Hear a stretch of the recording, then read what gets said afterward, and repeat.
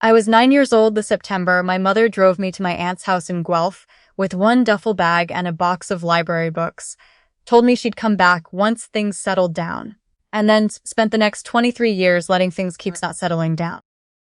My parents had separated in August, the kind of separation that happens fast but should have happened years earlier, and in the reorganization that followed, I became a logistical problem nobody had a clean answer for. My brother was 14, old enough to choose, and he chose to stay with my father in Mississauga. I was 9, which apparently meant the decision was made for me, except nobody told me what the decision was, until we were already in my mother's car heading west on the 401. She explained it in the way adults explain things they haven't fully thought through. We're going to visit your aunt. You'll stay with her for a bit while I get sorted out.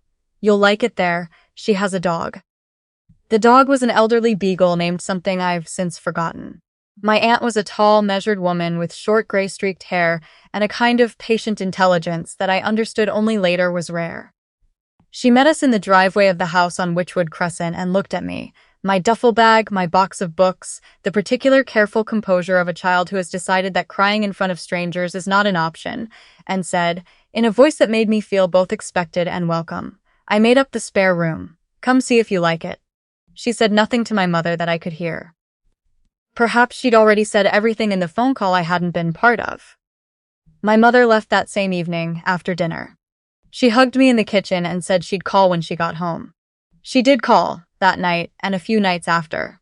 But the calls grew shorter and farther apart, the way they do when a person is not sure what to say and has decided they don't need to figure it out.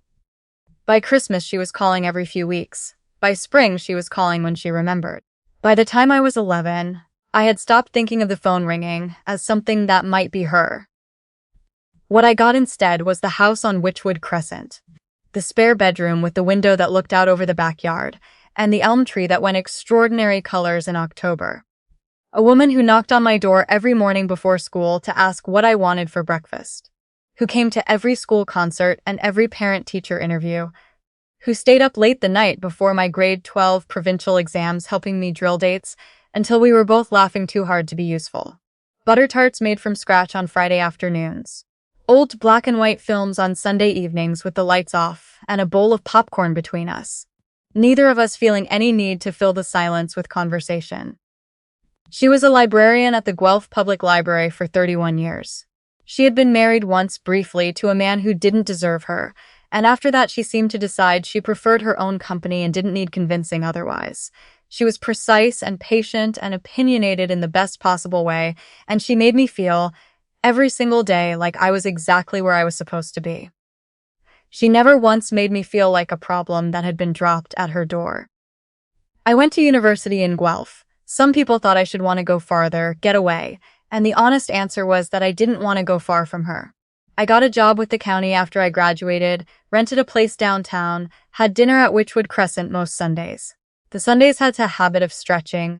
I'd stay for a film, fall asleep on her couch, wake up to find she'd laid a blanket over me and turned off the television and left a glass of water on the coffee table. I don't know that I've ever felt more looked after in my life. She was diagnosed 18 months ago with a progressive neurological condition that her doctors explained with the particular gentleness of people who want you to understand clearly that there is no plan B. I remember sitting in the waiting room after that first appointment while she stood at the reception desk, asking about parking validation, as though she hadn't just received the news she had. On the drive home, she asked if I wanted to stop for coffee. We sat in a Tim Hortons on Stone Road for almost an hour and talked about everything except the appointment. And I understood that was what she needed, and I was grateful I could give her at least that much. 3 months later, I moved back into the spare bedroom. I arranged a modified schedule with my employer. I learned the medications and the timing and the order, and I learned how to manage the paperwork that comes with a serious diagnosis, the long-term care assessments, the home support applications, the insurance forms that seem deliberately designed to exhaust the people who need them most. I read to her when her eyes got tired. I cooked the things she asked for. I sat with her in the evenings the way she had sat with me for 23 years, without needing to turn it into anything more than what it was. Two people who loved each other, making the time count. In February, about 6 weeks before she died, she caught my wrist as I was reaching to turn off her bedside lamp. Speaking had become slower work by then, but her focus was still very precise. She never lost that. Bottom drawer of the filing cabinet, she said, the one beside the window. There's a green binder behind the hanging files. She paused to gather momentum the way she did now. Get to it before anyone else does. Don't let your mother into that cabinet before you've been there first. Her grip on my wrist was still surprisingly firm. Promise me you'll go straight there. I started to tell her she had more time than she thought. She gave me the look that meant she had no patience for comfortable lies and considerable patience for the truth. I promised. She nodded and let go of my wrist and closed her eyes, and I stood in the doorway until I was sure she was settled. And then I went to my own room and sat on the edge of the bed for a long time thinking about green binders and filing cabinets, and the things a person arranges quietly before they go. She passed on a Thursday morning in early April. The birds were extraordinarily loud that morning, the way they get after a long Canadian winter when spring finally commits to something. I was holding her hand. The window was cracked the way she always liked it, even in the cold, because she said she needed to feel the air moving. I sat with her for a long time after, until the light in the room changed, and the birds eventually settled into something quieter. I was still sitting there when my phone buzzed on the nightstand. My mother calling for the first time since December. She did not ask how the final weeks had been. She did not ask if I had slept or eaten. She did not ask if I needed anything. Her first sentence was, "I'll need to coordinate with the estate lawyer. Can you make sure nothing has been moved before we get there?" They drove up from Mississauga 2 days later. My mother, her husband of 15 years. A careful, quiet man with the expression of someone who knows better than to say what he is thinking, and my brother, who had a good position in financial services, and the broad, easy confidence of a person who has always had full say in the shape of his own life. My brother climbed out of the car before anyone else and stood in the driveway looking up at the house. Not the way you look at the home of someone you've just lost. The way you look at a thing you've decided you have a prior claim to. He walked the full perimeter of the exterior before he came inside, nodding slightly to himself as he went, the way he did when he was running numbers. My mother came through the front door without knocking. Technically, it was her right, or she believed it was, and that belief told me everything I needed to know about how the next few hours were going to unfold. She gave me a brief hug, the kind that is mostly gesture, and stepped back and looked around the living room with the slow, careful attention of someone calculating square footage. "The place has held up well," she said. "She always kept it tidy." She, not my sister, not her name, she. I watched my brother move through the main floor with his hands in his pockets, pausing in the kitchen to study the layout, running a hand along the countertop edge, the way contractors do when they've already mentally gutted the room. He made some observation to my mother's husband about the cabinetry being original and the windows needing updating, in the tone of someone who has already determined the outcome of the conversation. 20 minutes later, I found him upstairs in my aunt's bedroom, standing at the south-facing window, measuring something with his eyes. "Good light in here," he said, mostly to himself, and then looked at me. "Market's still solid in Guelph. We're probably looking at 720. Maybe higher if we stage it properly, and list in June. We should get an agent in for a walkthrough before the end of the week to nail down the number." I stood in the doorway of the room where my aunt had died 2 days ago, and I listened to my brother price it, and something inside me went very still. Not angry. Something quieter than anger. Something closer to clarity. My mother appeared at my shoulder. "Sylvie."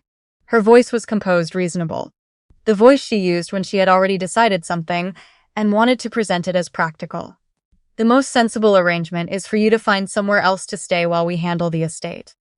You've been here a long time, and it wouldn't be good for you to stay on during the sale process, and honestly, having you living here complicates things from an estate standpoint, since you're not a named beneficiary in the will." She paused, letting that settle. "We'll need full access to stage the property. I'd say end of the month, which gives you a fair amount of time. End of the month, 28 days. I thought about February, about a grip on my wrist and a voice that still had its precision even then. Get there before anyone else does. I didn't argue. I didn't say anything at all. I turned from my mother and crossed the room directly to the filing cabinet beside the window, walked right past my brother, who shifted slightly without asking what I was doing, and I crouched in front of it and pulled open the bottom drawer.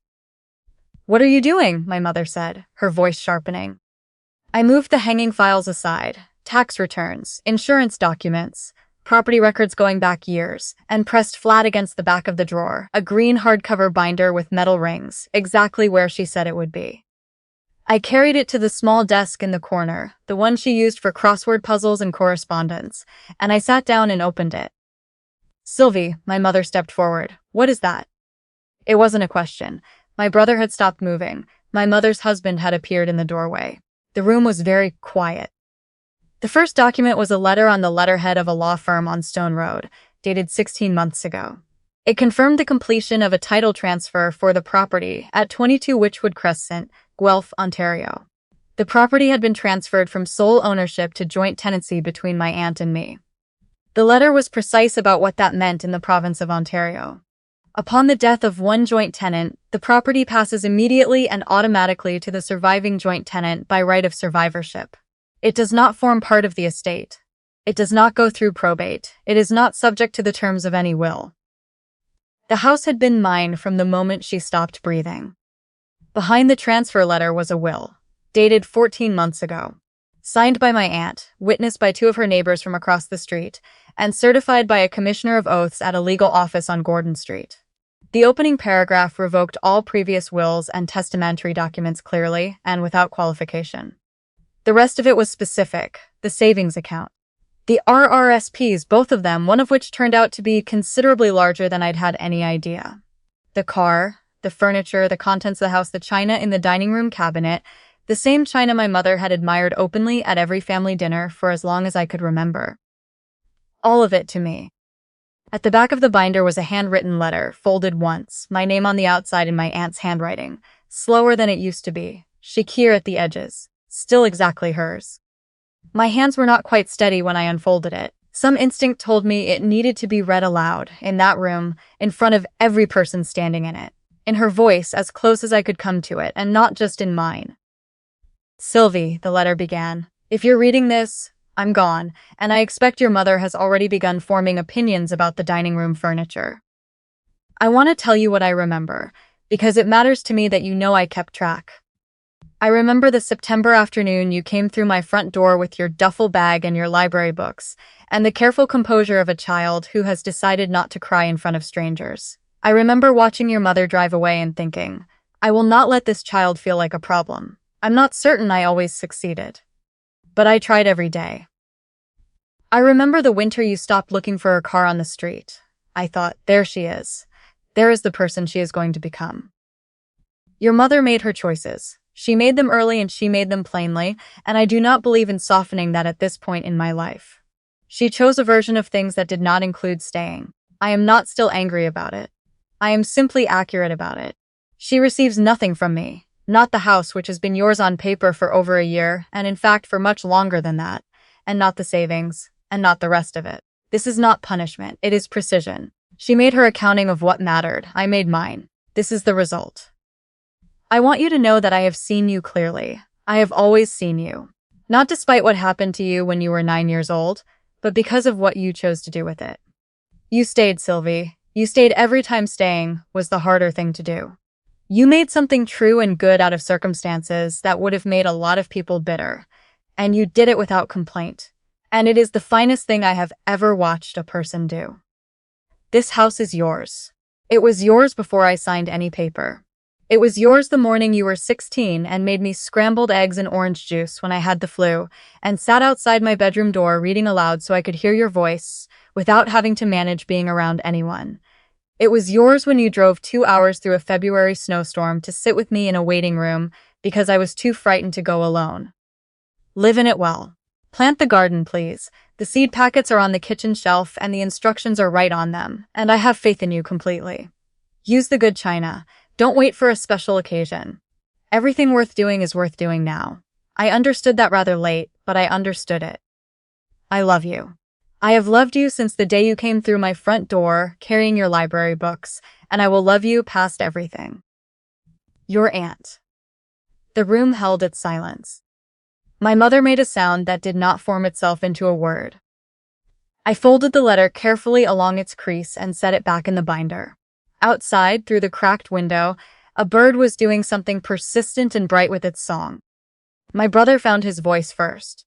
The will on file with the lawyer is the current one. Mum already spoke to the estate lawyer. That will is 12 years old, I said. This one is 14 months old. It supersedes it. That's what the language on the first page means. She was ill. My mother's voice had gone quiet. Something in it had come undone at the edges. She may not have been competent to make legal decisions when she was. The law firm met with her alone, I said, without me present, both times. The property transfer was done 16 months ago. The will was 14 months ago. She was mobile, articulate, and completely herself. You can call the firm, they'll confirm it. This is undue influence. My brother's voice had taken on a different shape.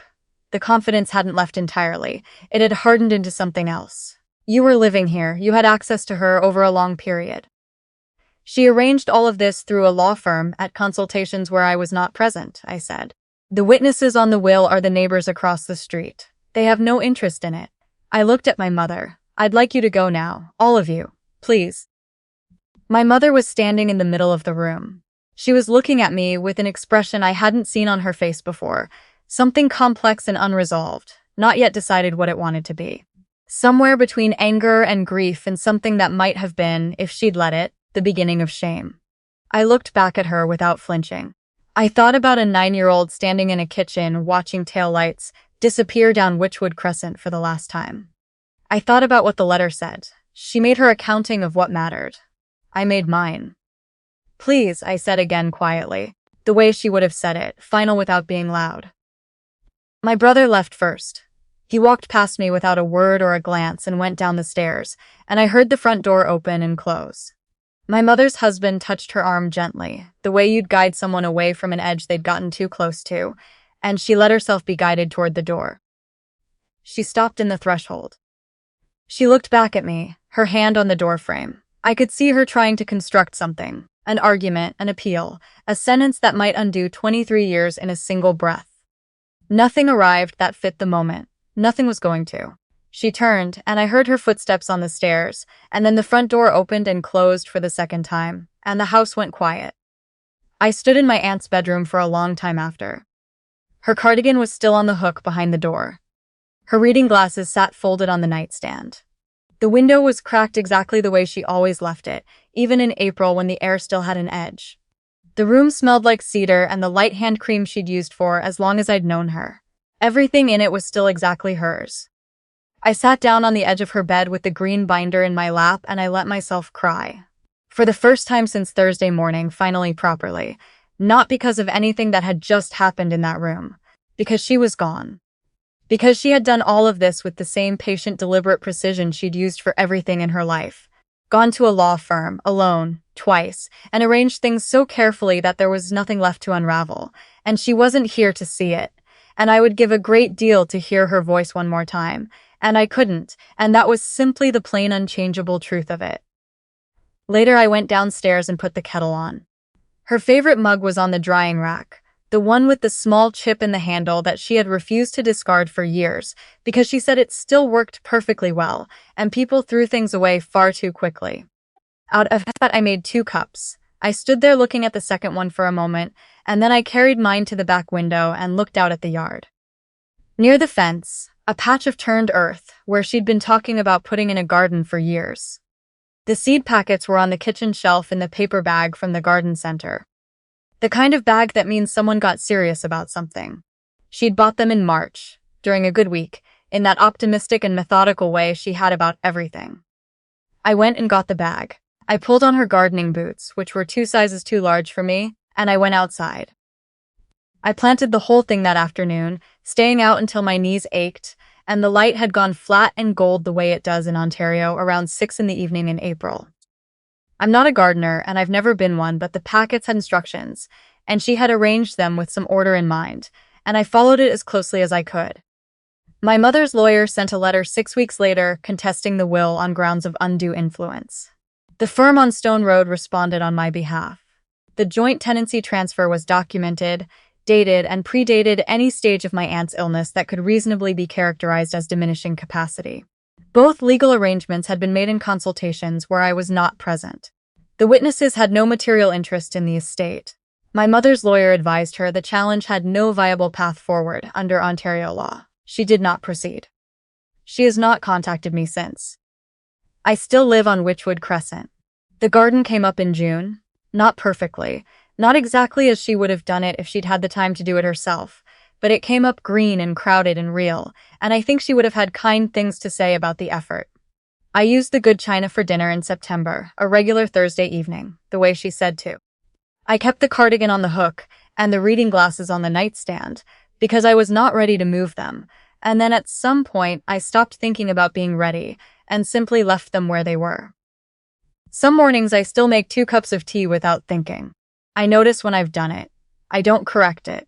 I carry mine to the back window and let the second one go cool on the counter, and I look out at the garden, and I think about a woman who decided very early on that the people's société are the ones who matter, and then spent 67 years building her whole life around proving that she was right. She was right about most things.